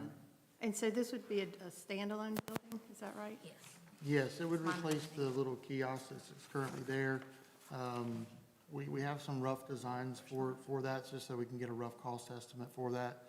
It would include men's and women's restrooms and a small janitorial closet for us to keep supplies and things like that there. What's in the kiosk now? It is I just know there's a water small fountain. storage area and a water fountain Yeah, and electrical. that houses all the electrical for the Panels. stage, and Yep. it's more or less a mechanical room. And we do keep some, during events, we keep stuff in there and we'll store signage for the concerts in there, and Water hose. that's really it. It's very small. Okay, yeah. Yeah, I was asking because, you know, I know you said we'll get a design plan and stuff. If it's a lovely bathroom, great, but, you know, that kiosk is front and center, and I personally, even using the bathroom, don't necessarily want to be like, hey, everyone, look, I'm going to the bathroom now, you know what I mean? Like, I don't know if it could be moved to the back, but I don't know how costly that would be. And We it, discussed that we'd be 400. putting some, a line of shrubs, kind of, Oh, yeah, yeah. number one, we'd make it fit in town. And it would be nice. And two, we would do some landscaping to disguise it a little bit more, so. I had one question for Jose, hopefully it'll be quick. Just, I know we had ongoing goals on the back of this thing. How do they plug into what we're talking about tonight? Yes, so throughout, since this plan was adopted in 2021, there are some goals that were completed, but it makes sense to keep them as ongoing. So for example, fully utilized town social media accounts, that's just not a one-time deal. We continue to do that. So, for example, seek training to improve customer service, seek specific training for working with groups with specific needs, and implement safety training and security options. We did have a training with staff this year, but again, that's a goal that we will continue to do. We will continue to receive training. The same with develop, implement Citizens Academy, which was great last year, and we're excited to continue that as well. So these are just kind of a basket of goals that were completed, but we're still going to do in the following years, if that makes sense. Yeah. The rest of the goals that are completed are kind of your one and done goals, if that makes sense. So, good question. okay, I would also like to mention that for our staff, the council in our session, I have a summary too of where we put our dots and all the Great. details. If anybody wants to refer, I made extra copies. Thank you for providing that. With that said, we will start the fun part to me, which is the brainstorm and prioritization. Since we do have two new focused areas, and I did create some general outcomes, I want to hear from the council what new outcomes for amenities and resource stewardship you would like to see in the town. So if you want to take maybe 5 to 7 minutes to write on your Post-it notes or your index cards, and then I will place them on the new outcomes poster. So And then one per note, you or? can do multiple, yeah. We're writing, I'm sorry, what are we writing? We're It's writing okay. out, so we're writing goals, we're not writing out. Outcomes. I thought you already wrote these lovely outcomes. Well, if you like them, that's I fine. do. Well, instead of, We need Right, additional Doug? ones. We can move on to the goals. Oh, okay. To me, that's Sorry, fine. I was confused. So, no, other people may not like your lovely outcomes, but I think they're That's fine. very well written. If it's something that I didn't touch, you're more than welcome to write them. That's completely fine. If you want to jump to the new goals, you're more than welcome to do that as Okay. well. So we can have a kind of combined session. If you don't have new outcomes, I do have a sheet just for the new goals. I'm calling it the goal parking lot. So think about the categories again: staff excellence, communication and engagement, infrastructure resiliency, public health and safety, planning and economic development, amenities, and resource stewardship. And just to be clear, these are goals that are not listed currently in our plan. So these are new goals, new ideas that you all have. So I guess we can take 5 to 7 minutes to either write new outcomes or goals. Okay. Any questions? Where did you learn to talk so fast? I I'm can Puerto barely Rican. keep up with you. I'm sorry, I'm Puerto Rican. It's like talking to my kids. I'll slow down. That's okay. Thank you. I'm sure it's very useful. It is. he can do it in Spanish too. Oh, my gosh, I bet so. All right, I've got these from the session, so. Amenities, no, wait, we're going to go right to the goals. Well, I feel like we should just cut this here.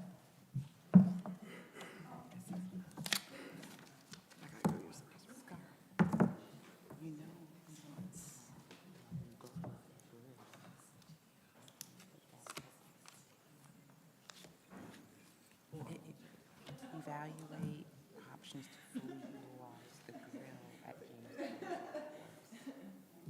We gotta have that conversation.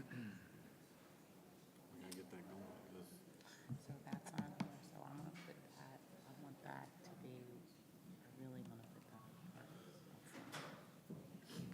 see, I told you where I kinda stand with that. I think we gotta concentrate, make it off, turn around.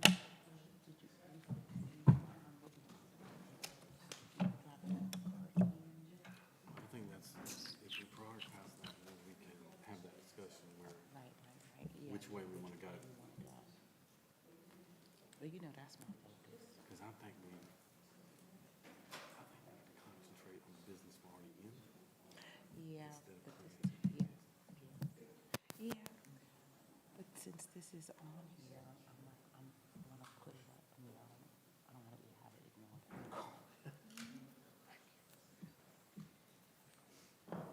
It's, We had a woman today, we're moving forward with the hot stand, oh, okay. be self-serving.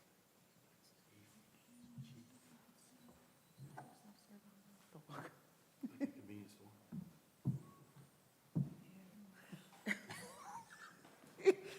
It's better than burritos. Oh, my gosh.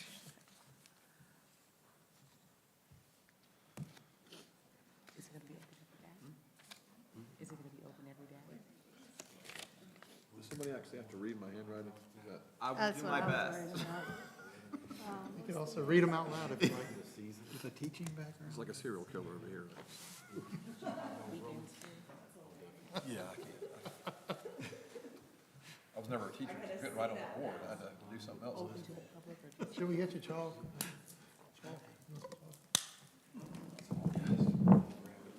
Right, Beat the eraser on the side of it. right. Yeah, I can see that. And with all the condiments, yeah, that's what I'm telling you. With all the condiments, like say relish, like, or is it just everything basic, everything but like sauerkraut? Oh, no, we need more time. From the north aspect, you know, I'm just, but I understand what you're saying for, When you start getting stuff that's not packaged, right, change, yes, so we can do chili, we might do chili, but to start out, we're not gonna do it. right, It's gonna be whatever we get to pack. right, yeah. No, I understand. So if it takes off, you can buy chili machines. Right, and that pump, like they have at Costco, and then it splatters off. Splatters all over you. I mean, look, While everybody's working, I'll take a moment to say something about, there was a lost dog that was brought to town hall today. Oh. Found at the corner of Perry and Guilford. Yep. And we housed it up until the time that Guilford County Animal Control could come, and they're going to house it at their facility until it's reunited with its owner. So we have it posted on our social media account, on Facebook, and you can share it or help try to find the owners. That would be helpful. what color is it? Is it, it's not It's a black and white, is It's it? a gray Oh, she's female gray. pup. I'm not sure what the breed is. I know there was one that was lost, well, got out in, with my She's a community. mix. She's very sweet Really? Oh, okay. And a little She's stinky. very friendly. and a little stinky. You can tell she's been with a family. Oh, yeah, so someone's looking for her, I fed her the hopefully, rest yeah. of my lunch. I ate it all, and I brought my lunch for her. I had to feed her my lunch. Oh, It's like breaking my heart. oh. We're at the 2.5-minute mark, just FYI. Finish up your ideas, goals. I don't have any other, stay right with this one, I'm not trying to make it look that complicated.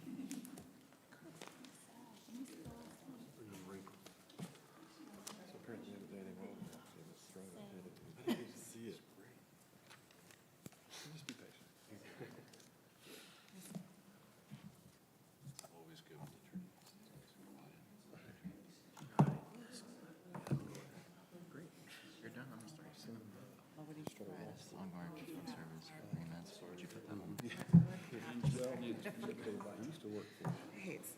USA I know. in Washington, and his position was cut by Elon Musk. So he has a degree in political science and a master's from Georgetown, foreign That policy. goes in New York. So I was not sure why or how he got to law school. Anyway, so he's at Georgetown there, and he's a Georgia law. Yeah, that's the second semester. Oh, do you? Okay, yeah, get more. Oh, Pa. Thank you for She is a sweetie. Oh, look at all that skin. I have Basset Hound, so I'm impartial to the dog with too much skin. Here are the names. I guess these Yeah, I know. So the newfound interest in All right, we're at the 30-second mark. we've all been through torts. Yeah, They're like $2. Yeah. Ours, when they drink the water, their ears are like floating in the water. Sorry, Carolina. I'm gonna grab Oh, these. sorry. Oh, what? Oh, I'm sorry. You're so good. All right. Okay. So facade grants for small businesses, that would get you Oh, did you want me to put them up there? I had ideas. No, sure, No, yeah. I just saw. Do you want to do it, or do you want me to do it? Okay. I put them down. She said it's Former diabetes. legal right.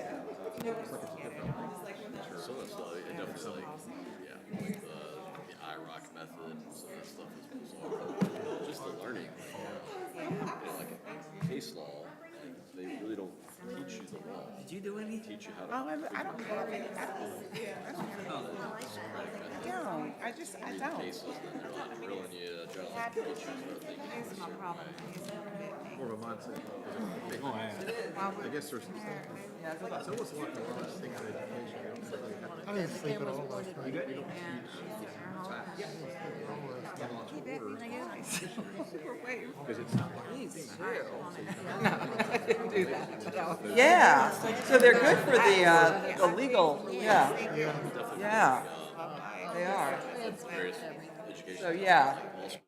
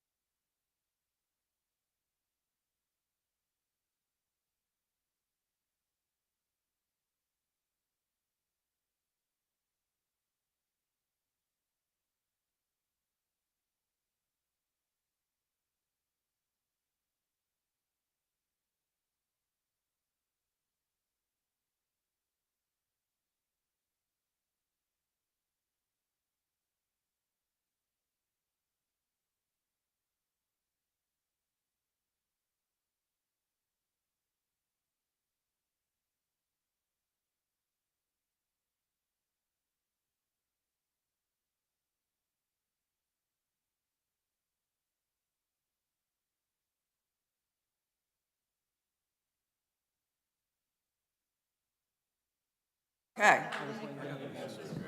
Oh, my God. I want to be respectful of everybody's All right, time. well, thank you so much for your new goal ideas. We're going to go through them. If I cannot read them, I will call out on you, but I think I can read most of them. We're going to start with staff excellence, and we do see a little bit of repetition, which is good. For staff excellence, evaluate staff leave policy, investigate a cost of public information officer position, council define expectations for staff, management, department heads, and evaluate and review.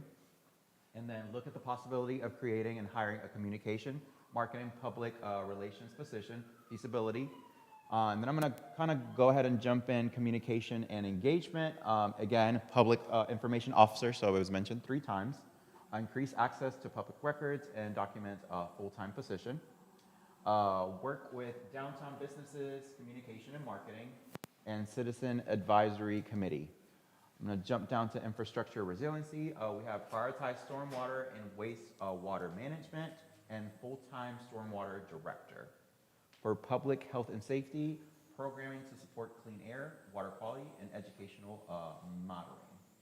For planning and economic development, facade grants for small businesses, mural on railroad underpass, attracting and maintaining businesses, and a large study of town develop for a longer period of time, make a plan, a philosophy for development. So yeah, definitely under planning. I did apologize ahead of time. Okay. All right, for amenities, annual theme festival, heritage and cultural programming. I like that. Activities and amenities for all stages of life. And then last but not least, resource stewardship, ongoing review of town service agreements, focus on options to lower tax rate with 2026 revaluation, work with businesses and commercial property owners to grow. You're not the only one, Jim. It's the gyms. Work with business and commercial property owners to grow tax base. For example, Corey, The corner of Eastgate City Boulevard and Guilford College Road, the vacant tract there. Gotcha. Thank you. And work with legislators to identify for capital projects and needs. Review service agreements and contracts, so we have some repetition there. And last but not least, full-time tax director to assist with valuations and appeals. So any council members want to add to that, or? I just wanted to explain one of mine, which was the evaluate the staff leave policy. I know I had informal conversations again with folks at some point, but it was pre this council. And one of the things, as we think going into the budget season here is, sometimes we have budget limitations and what we can offer staff for compensation is limited, particularly being a small town. But I think one thing that we can really do to stand out and to attract staff and to keep staff is to have a good, solid leave policy. This is a personal belief. I just personally believe 2 weeks vacation for anyone when you start a job is insufficient. And also, I don't think, and you all correct me if I'm wrong, right now, I don't think we allow staff transferring from another Elders or state retirement plan, like if they were coming from Greensboro to Jamestown or whatever. I don't think we allow them to bring over their years of service, do we? So that they can accrue at the rate that, as if they had come. So like if I worked for Greensboro for 10 years and then came to Jamestown, I would be starting as a year 1 employee in terms of accruing time off rather than accruing like I'm a 10-year employee, which, like I know personally for myself, I am in the Elders, which I think everyone's familiar with what Elders is. So, but I'm in the Elders. Local government employee retirement system. Yes. For those who may Yeah. want to know. So, so I myself am in that, and I currently have about 17 years in that. And when I look around for new opportunities, if I'm not allowed to bring those 17 years of seniority with me so I can accrue like I'm a 17-year employee, I won't even consider going to that location. So, So it's just something, that's why I put it out there, so, Thank you for explaining that. yeah, Appreciate it. We can look at that. yeah. Yeah, and one that I'll explain was the one that I put down about sort of an ongoing review of service agreements. I think at the limited time that I've had an ability to sort of look into the town service agreements and contracts, many of them are very old. Many of them probably need to be updated and revised. You know, my focus is always what can we do to get the best level of service from the service providers at the lowest cost to the citizens that live here. And not saying that the service providers that we deal with don't endeavor to do that. It's just that, you know, when you get agreements that are, 15, 20, 30 years old, and they were put in place a long time ago, a lot of times the intent of those agreements and context of those agreements and how they're dealt with can change over time. So I just, really focused on what we can do to sort of examine those and maybe renegotiate some of those to the point that they're more effective for the town and our residents. I'll just pipe in, we have created some forms and things to try to catch some of the common issues that we always have problems negotiating with, and we've done that moving forward. The prior board adopted that, like getting those attached to and made part of the current contracts. I think could be a good project to work on, and it also gives us an easy in to renegotiate those contracts. We say, one of the best things about having an attorney is to be able to blame the attorney for everything. Yeah, Rob? Yep, so then you can always just say, our attorney has told us we need to make sure that this is part of our contracts, and while we're at it, we think we need to renegotiate those terms. Yeah, thank you. I think too, I want to piggyback on something that Jim has brought up a couple of times about combining jobs. And I feel like going forward, when we're about to add a lot of new people and homes, and that the need for certain things is going to become even greater. And right off the bat, to me, some of the most important would be just a full-time stormwater director to also focus on, you can't do this, the same, either of you. Just to also to focus on permits and what's going on with some of the new developments, in addition to just general things that pop up in maintenance and in the stormwater management plan. Also I think maybe a full-time person to handle the public records and documentation. I don't see how you can do both of these, and it's only going to get worse. So maybe it's time to look at just having someone only do that, whether it's to automate it or to handle every single request that comes in and log them. And then I'd like to see a full-time grants director. I think maybe just explore all kinds of funding, or maybe that would be you and someone else handle the purchasing. It just seems to me that's a lot of combining for people to try to do. And then lastly, I just love the idea of the tax director, because our charter allows or calls for one, and our tax collector, and I know that's Guilford County, but I see where a lot of towns will still have a tax director to help with these kind of out of whack land valuations. And then when people have appeals or questions locally, they would have someone to go to. Let me ask a question. How do we do recruitment for jobs? Do we just put them on the website or something like that? Or Put them on the website. We've reached out to local community college and universities in the area. We've reached out to various organizations, like with the professional organizations. And sometimes it's just word of mouth. Not just solely word of mouth, but we try to reach out to various avenues. There's also different listservs, like for the finance department, there's a finance listserv through the School of Governments. And so a lot of times, depending on what the position is, we may actually have access to a listserv that we can send out through that. do you That guys reaches find a it lot of people. successful? What's the stats on that? Depends. Huh? I think Kind it of depends. Depends by department or Yeah. by department? What she said. By position, Yeah. You have a hard time. we have a hard time. So that's what I was concerned about. Oh, that's loud. That's what I was concerned about. So for positions like, say, that are a little bit more harder, how do we don't have anything in place to say, like, okay, if you have a position that's been open for 6 months or 7 months. I don't know if that's considered open.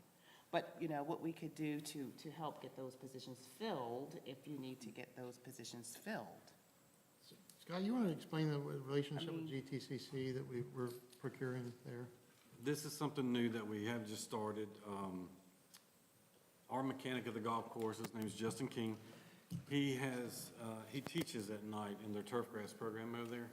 And it kind of opened up a door for us, but since they do have a turf program, we have reached out in the past and never got a response. But since he's actually there now teaching, it gave us an in. And we met, Matthew and I met a couple weeks ago with her, with one of the ladies there that's over everything, and she's going to, we're going to become a work-based learning, where they have to get credit hours for their turf grass program, and so that way they can start funneling people over to us to interview and hopefully fill some of those part-time positions.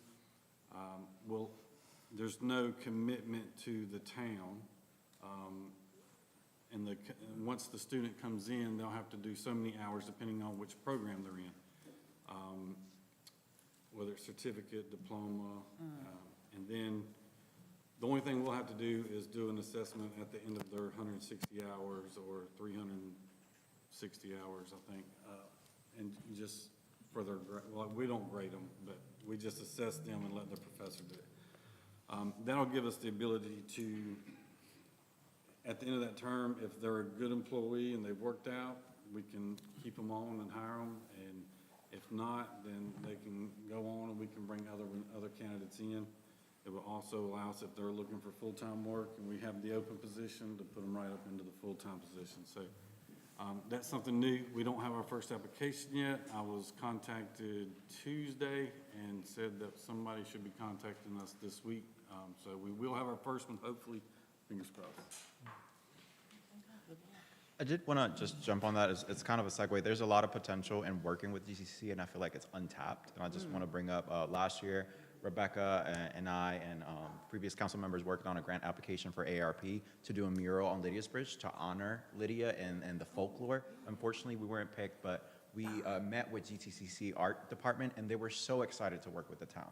I feel like GTCC departments want to work with the town because it shows value in their department, so it's good for their directors. So I just feel like we need to strengthen those relationships. Yeah, I think so too. Do you guys go to like the job fairs or that they I have have not, there, no. that they Not have me at personally, but GTCC? just in that theme, we should definitely work more and use Jamestown for them as a laboratory to do whatever they have to do in their studies. So. All right. Any other explanations for the goals? And oh, yes. It's not an explanation, it's just kind of I know that as we're talking, we're gonna, let's just add this position and add that position and add this position and stuff, and when we're talking about saving money and being good stewards.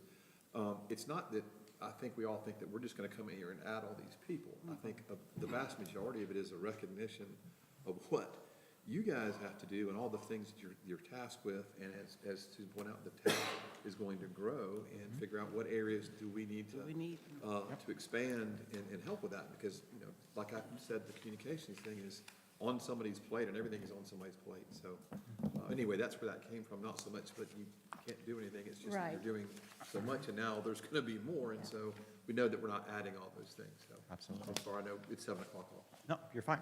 No, I think the other thing to add to that is if we're going to, do some of the things that we're talking about, it's going to require a resource commitment, and we just, like with marketing communications or other things that we're talking about, it's going to take people to do that work.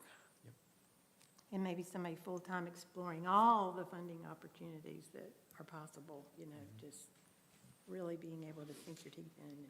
And that's a balance really, because there is, there's money out there, but what's our capacity to get it done, and where's our priority list? So I really have to look at that and time that with application deadlines and when the funding comes available and all that, and it can be challenging at times. But it's definitely, we all have to work together to make those decisions, Going back to something that Jose said earlier, one of the goals that we've identified last year was trying to finish some of the projects that we have currently underway. I've seen a tremendous amount of staff burnout. There's a lot of pressure on the staff to get a lot of projects done in a short period of time, especially when it comes to grant funding and deadlines. So I just want everybody to be cognizant of the fact that if we don't have that resource there, the human capability to finish those projects, it doesn't make any sense for us to pursue them. So it's always a balance for us, as Rebecca said. And I never want to give money back. Once we get it, I want us to spend it, and I want it to go into the community, so. 100%. I did have one more quick question. So when does the 2026 revaluation actually, I say, impact or take effect on the town? Is it something that is part of this budget development process that we'll need to think about and maybe consider? Or is it something that happens in what I'll call the 26, so. 27 budget year? The tax department should be sending us the TR2 real soon, because I have to report some stuff to the state by February 1st, so once I get that. I think, yeah, Should be coming out real soon with the TR2. I think things start getting mailed in February, and then you're probably going to get a lot of calls, and this isn't right, and, you know, the appeals and all that would be nice to have somebody. Yeah, I'm just trying to figure out when it would take effect. If it takes effect, you know, July 1st of this year, or is it something July 1st of 2027? I believe it's in this year. Yeah. I can confirm that. Yeah, With I the want tax to know. department at Guilford County, but I'm thinking it's this year, Yeah. this coming up correct. fiscal year. Yes, but I'll confirm that. I'm pretty sure the You know. appeals deadline puts them before July, which Yeah. means that Yep. the tax bills come out in August, they're due December 31st, so I'm pretty confident it's this year too. Okay. Yeah. Thank you. Any other comment on the new goals added? If not, we can jump to prioritization. So Mayor and council members, you have 5 sticky dots. You are more than welcome to come up here. Again, you can post them not only on the new goals, but existing goals. Oh, And we will base the priority and update the plan accordingly, so. Quick, Yes. do you want to put together the ones that are similar? Already You have. You already did? Already Look at that. So are you saying the whole goal area, or just the individuals? The individual goal. So you have 5 dots, and you either put them on the existing goals and also the new goals. So you pick your 5 that you want, and then we will visually see the priorities. So, all right. There you go. Jose, just for clarification, the mayor would like another round of explanation. She's not quite sure exactly what to do. Wait, what'd you say? This is all one here, right? You had questions about clarification I on what to do. didn't, no, I just, again, I'm not sure if you meant that the goal, like, it's the goal of the entire group. or- No, individual goals. So just one sticky, I can only put. Right, well, I did combine some stickies that were, Consider these and these, and just all. You can put all of your dots on one goal or spread them out. Yes, it is.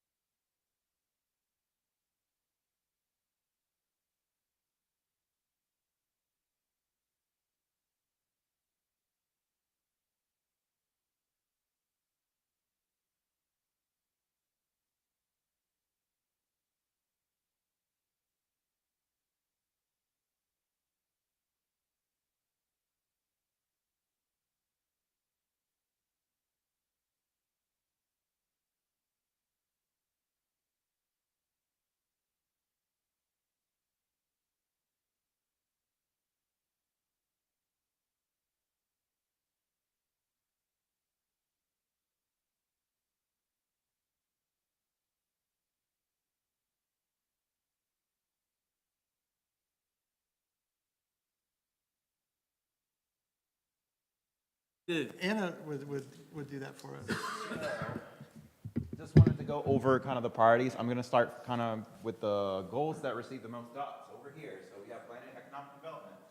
Consider and plan beautification and aesthetic improvements to downtown and Main Street. And maintenance, that was added, and that had 1, 2, 3, 5 dots. So that's a priority. Let's move on. Again, we also had 2 notes on looking at the possibility of creating communications, public relations, PIO position. We got 3 dots on that one, as well as a dot on public information officer and increased access to public records and full-time positions. So it's kind of combined. Let's go with 2 dots now. Citizen Advisory Committee, that received 2 dots. Ongoing review of town service agreements, that was posted twice and it received 2 dots. And then focus on options to lower tax rate with 2026 revaluation, that received 2 dots. All right, and now we can just move to the 1 dots. It was already a priority last year. Develop and offer senior citizen programming resources. That received 1 dot. Repair and replace golf course irrigation system, bunkers and cart paths. That received 1 dot. Complete current capital improvement projects before adding additional projects, also 1 dot. Evaluate street lighting in targeted areas of Jamestown. I think I know who did that.